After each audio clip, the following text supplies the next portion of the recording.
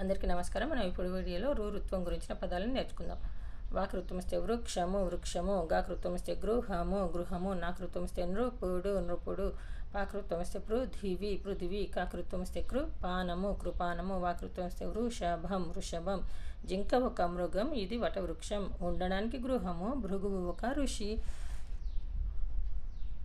కాకృత్వమస్తే కృప కృప, కాకృత్వమస్తే కృషి కృషి, దాకృత్వమస్తే ధృతి ధృతి, భాకృత్వమస్తే భృతి భృతి, మాకృత్వమస్తే మృతి మృతి, శాకృత్వమస్తే శృతి శృతి, హాకృత్వమస్తే హృతి హృతి, వాకృత్వమస్తే వృష వృష, తాకృత్వమస్తే తృష తృష, మాకృత్వమస్తే మృష మృష, ఘాకృత్వమస్తే ఘృతము ఘృతము, శాకృత్వమస్తే శ్రుతము, వాకృత్వమస్తే వృత్తము. బంతి పూలు, మందార పూలు, తామర పూలు, కలువ పూలు, గులాబీ పూలు, జాజి పూలు, సంపంగి పూలు, కనకాంబరాలు, పారిజాత పూలు, విరజాజి పూలు. ధన్యవాదాలు.